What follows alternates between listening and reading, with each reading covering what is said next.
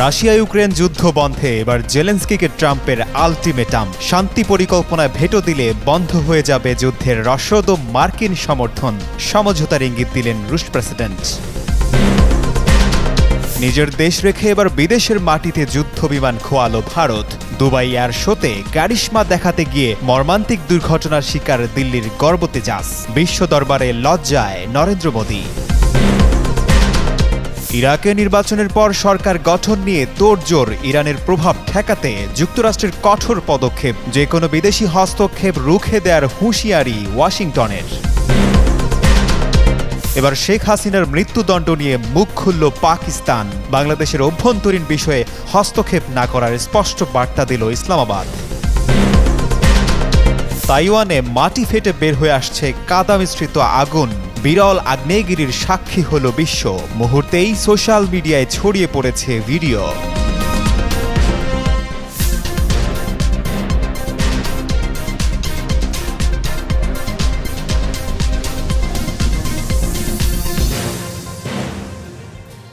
রাশিয়ার সঙ্গে প্রায় 4 বছর ধরে চলা যুদ্ধ ইউক্রেনকে এক কঠিন সন্ধিক্ষণে দাঁড় করিয়েছে। যুদ্ধের শুরু থেকেই দেশটি পশ্চিমা সহায়তার উপর নির্ভরশীল ছিল, কিন্তু এখন সেই সহায়তাই যেন গলার কাটার মতো হয়ে উঠেছে। শুক্রবার জাতির উদ্দেশ্যে দেওয়া ভাষণে প্রেসিডেন্ট ভলোদিমির জেলেনস্কি এমন ইঙ্গিতই দিয়েছেন। বার্তা সংস্থা রয়টার্সের এক প্রতিবেদনে এসব তথ্য উঠে এসেছে। ভাষণে জেলেনস্কি বলেন, ইউক্রেন এখন এমন এক পরিস্থিতিতে দাঁড়িয়েছে যেখানে দুটি ঝুঁকি কড়া নাড়ছে। হয় মর্যাদা ও স্বাধীনতা হারানোর আশঙ্কা, নয়তো গুরুত্বপূর্ণ মিত্রকে হারানোর ভয়। যে কোনো আলোচনাতেই দেশটির মর্যাদা ও স্বাধীনতা অক্ষুণ্ণ রাখতে তিনি লড়াই চালিয়ে যাবেন বলে জানিয়েছেন। এরপরই ধারাবাহিকতায় ধীরে ধীরে সামনে আসে যুক্তরাষ্ট্রের নতুন শান্তি পরিকল্পনার বিষয়টি। সম্প্রতি ফক্স নিউজ রেডিওতে দেওয়া সাক্ষাৎকারে মার্কিন প্রেসিডেন্ট ডোনাল্ড ট্রাম্প বলেন, কিয়েভকে 1 সপ্তাহের মধ্যেই প্রস্তাবিত 28 দফার শান্তি পরিকল্পনা মেনে নিতে হবে। তার দাবি, বৃহস্পতিবারই ছিল ইউক্রেনের জন্য উপযুক্ত সময়সীমা। শীত আসার আগে যুদ্ধ থামানো জরুরি, তাই কিয়েভের হাতে সময় খুবই কম বলে জানান তিনি। পাশাপাশি মন্তব্য করেন যে জেলেনস্কির হাতে শক্ত কোনো তাস নেই। শেষ পর্যন্ত তাকে এমন কিছু মেনে নিতেই হবে তা তিনি আগে চাননি। এদিকে নাম প্রকাশে অনিচ্ছুক যুক্তরাষ্ট্রের কর্মকর্তা বরাত দিয়ে বার্তা সংস্থা রয়টার্স জানিয়েছে, ইউক্রেন প্রস্তাবটি প্রত্যাখ্যান করলে যুক্তরাষ্ট্র গোয়েন্দা তথ্য বিনিময় ও অস্ত্র সহায়তা কমিয়ে দিতে পারে বলে গোপনে সতর্ক করেছে। যদিও পরে বিষয়টি নিয়ে সঠিকভাবে কিছু বলা হয়নি। মার্কিন প্রস্তাবিত 28 দফা পরিকল্পনায় ইউক্রেনকে কিছু গুরুত্বপূর্ণ ছাড় দিতে বলা হয়েছে। দখলকৃত বেশ কয়েকটি অঞ্চল থেকে সরে দাঁড়ানো, সামরিক বাহিনীর আকার সীমিত রাখা এবং ন্যাটোতে যোগ দেওয়ার চেষ্টা পরিত্যাগ করা। রাশিয়াকে কিছু এলাকা থেকে সরে যেতে বলা হলেও তার পরিমাণ তুলনামূলকভাবে সামান্য। এদিকে ব্রিটেন, জার্মানি ও ফ্রান্স কিয়েভের সঙ্গে মিলে পাল্টা প্রস্তাব তৈরি করার কাজ শুরু করেছে। ইউক্রেনের নেতারা বলছেন, যুদ্ধের ইতি তারা চান ঠিকই, কিন্তু এমন কোনো চুক্তি নয় যা ইউক্রেনকে দুর্বল করে বা রাশিয়ার দাবিকে বৈধতা দেয়। এ অবস্থায় ইউক্রেনের সামনের পথ আরও কঠিন হয়ে উঠেছে। সমর্থন ধরে রাখা নাকি জাতীয় মর্যাদা ও স্বাধীনতা প্রশ্নে অনড় থাকা, কোন সিদ্ধান্ত নেবে কিয়েভ, সেটি এখন আন্তর্জাতিক অঙ্গনে বড় আলোচনার বিষয় হয়ে দাঁড়িয়েছে।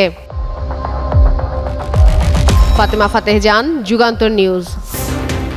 সংযুক্ত আরব আমিরাতের দুবাই এয়ার শোতে প্রদর্শনী উড্ডয়নের সময় ভারতীয় যুদ্ধবিমান তেজাস ভয়াবহ দুর্ঘটনার শিকার হয়েছে।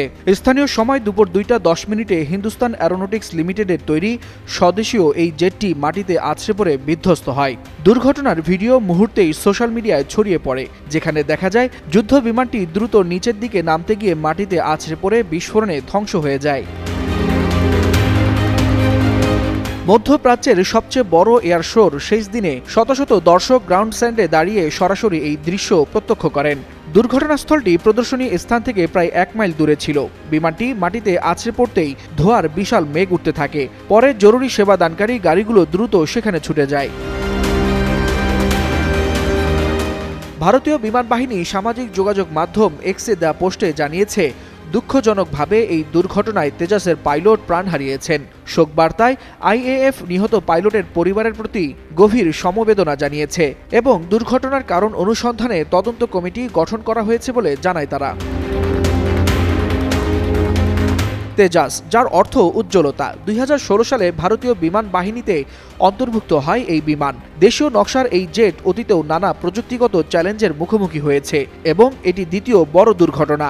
দ্বিবার্ষিক দুবাই এয়ার শোতে এবছর 1,500-এরও বেশি প্রদর্শক ও আকাশ স্থলের 200-টিরও বেশি বিমান অংশ নিয়েছে। এই জমকালো প্রদর্শনীর মাঝে ঘটে গেল ভারতীয় বিমান বাহিনীর এক মর্মান্তিক দুর্ঘটনা। ওয়ালিউল হাসানাত, যুগান্তর নিউজ। ইরাকের ভূ রাজনীতি আবারও আন্তর্জাতিক মনোযোগের কেন্দ্রবিন্দুতে এসে দাঁড়িয়েছে।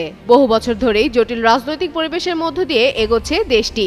আঞ্চলিক প্রতিযোগিতা, ভিন্ন রাজনৈতিক শক্তির প্রভাব এবং বাইরের দেশগুলোর আগ্রহ, সব মিলিয়ে দেশটির সরকার গঠন সবসময়ই সংবেদনশীল একটি বিষয়। ঠিক এমন সময় যুক্তরাষ্ট্র নতুন করে সতর্ক করেছে যে ইরাকের অভ্যন্তরীণ রাজনৈতিক প্রক্রিয়ায় কোনো দেশের বিদেশি হস্তক্ষেপ তারা মেনে নেবে না।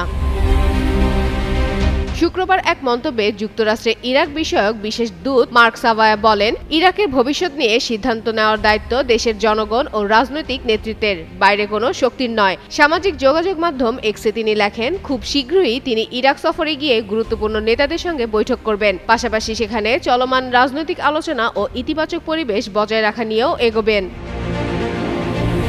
তবে বিশ্লেষকদের মতে যুক্তরাষ্ট্র কেন এমন সতর্কতা দিল তার পেছনে রয়েছে ইরাকের দীর্ঘদিনের বাস্তবতা। অতীতে বিভিন্ন সময়ে দেশটির রাজনীতিতে বাইরের প্রভাব বিস্তারের অভিযোগ উঠে এসেছে। আঞ্চলিক শক্তিগুলো নিজেদের স্বার্থে চাপ সৃষ্টি করার চেষ্টা করে, যা ইরাকের স্থিতিশীলতাকে বারবার ঝুঁকির মুখে ফেলেছে। আর ওয়াশিংটনের মতে নতুন সরকার গঠনের বিষয়টি বিশেষ গুরুত্বপূর্ণ, তাই এ সময় কোনো বিদেশি চাপ বা নির্দেশ রাজনীতিকে আরও জটিল করে তুলতে পারে। এদিকে ইরাকে সম্প্রতি অনুষ্ঠিত নির্বাচনে 56% বেশি ভোটার অংশ নিয়েছেন। নির্বাচনের পর এখন প্রধান রাজনৈতিক জোটগুলো নতুন সরকার গঠনের বিষয়ে আলোচনা চালিয়ে যাচ্ছে। প্রচলিত ক্ষমতা বন্টন কাঠামো অনুসারে বিভিন্ন গুরুত্বপূর্ণ পদ নির্দিষ্ট গোষ্ঠীর হাতে যাওয়ার বিষয়টিও আলোচনায় গুরুত্বপূর্ণ ভূমিকা রাখছে। এই পরিস্থিতিতে ওয়াশিংটনের মূল বার্তা হলো, বিদেশি হস্তক্ষেপ ছাড়া দেশটির নেতৃত্বই নতুন সরকার ঠিক করবে। এ প্রত্যাশায় যুক্তরাষ্ট্র এবার খোলাখুলি জানিয়ে দিল। ফাতেমা ফাতেহজান, যুগান্তর নিউজ। জুলাই গণ অভ্যুত্থানের সময় ক্ষমতাচ্যুত সাবেক প্রধানমন্ত্রী স্বৈরাচার শেখ হাসিনাকে মানবতা বিরোধী অপরাধে মৃত্যুদণ্ড দেওয়ার পর এবার এই বিষয়ে প্রতিক্রিয়া দিয়েছে পাকিস্তান। দেশটি বলছে, এই রায় পুরোপুরি বাংলাদেশের অভ্যন্তরীণ বিষয় এবং বাংলাদেশের জনগণ নিজেদের গণতান্ত্রিক এবং সাংবিধানিক প্রক্রিয়ার মাধ্যমে সমস্যা সমাধান করতে সক্ষম। শুক্রবার পাকিস্তানের পররাষ্ট্র মন্ত্রণালয়ের মুখপাত্র তাহির আন্দরাবি নিয়মিত সংবাদ সম্মেলনে এই মন্তব্য করেছেন। তিনি জানান, একাধিক প্রশ্নের প্রেক্ষিতে এই বিষয়টি পরিষ্কার করা দরকার। এর আগে গত 17 অক্টোবর ঢাকা আন্তর্জাতিক অপরাধ ট্রাইব্যুনাল রায় ঘোষণা দেয় যে শেখ হাসিনা 2024 সালে ছাত্রদের নেতৃত্বে হওয়া আন্দোলন দমন করার সময় প্রাণঘাতী হামলার নির্দেশ দিয়েছিলেন।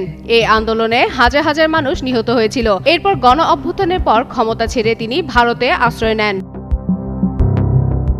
এর রায়ের পর বাংলাদেশের সরকার ভারতকে জানিয়েছে, শেখ হাসিনাকে ফেরত না পাঠানো অত্যন্ত অবৈধ ও বন্ধুসুলভ নয়। দুই দেশে বিদ্যমান প্রত্যর্পণ চুক্তির আওতায় ভারতের বাধ্যবাধকতা রয়েছে তাকে ফিরিয়ে আনার। তবে এখন পর্যন্ত দিল্লি শেখ হাসিনাকে ফেরত দিতে রাজি হয়নি। যদিও ভারতের পক্ষ থেকে বলা হয়েছে তারা সবসময় বাংলাদেশের শান্তি, গণতন্ত্র ও স্থিতিশীলতার স্বার্থে কাজ করবে এবং এই লক্ষ্যে সকল অংশীজনের সঙ্গে গঠনমূলকভাবে কাজ করবে।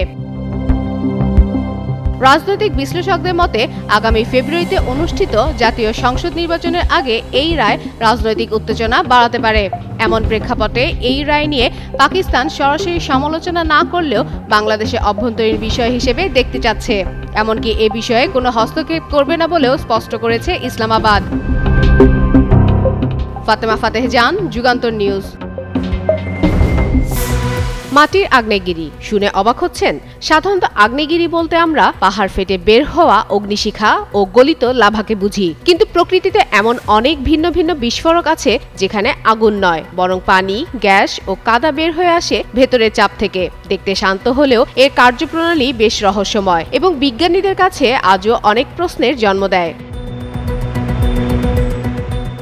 এমনই এক ঘটনা ঘটেছে তাইওয়ানে। সম্প্রতি দেশটির ওয়ানডান এলাকায় আবারও ফেটে উঠেছে একটি মাটির আগ্নেয়গিরি। এতে কাদা, পানি ও গ্যাস মিশে জোরে উপরে উঠে আসে। স্থানীয় কিছু মানুষ কৌতূহলবশত কাপড় ছুঁড়ে দেয় কাদার ফোয়ারায়। সঙ্গে সঙ্গে তা জ্বলে ওঠে, কারণ এই বিস্ফোরণে মিথেন গ্যাস বের হয়, যা খুব সহজেই আগুন ধরে যায়।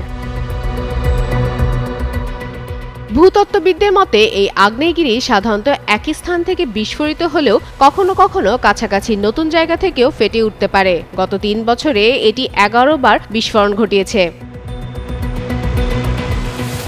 তাইওয়ান ছাড়াও আরও অনেক দেশে মাটির আগ্নেয়গিরি দেখা যায়। আজারবাইজান এর জন্য সবচেয়ে বিখ্যাত, কারণ সেখানে শত শত মাটির আগ্নেয়গিরি আছে। এছাড়া ইন্দোনেশিয়া, ত্রিনিদাদ, পাকিস্তান, মায়ানমার ও জর্জিয়াতেও এমন বিস্ফোরণ ঘটে। পৃথিবীর ভেতরে গ্যাসের চাপ এমনভাবেই মাঝে মাঝে হঠাৎ বাইরে বেরিয়ে আসে, যা আমাদের মনে করিয়ে দেয় প্রকৃতি কতটা অদ্ভুত ও শক্তিশালী হতে পারে। ফাতেমা ফাতেহ জান, যুগান্তর নিউজ।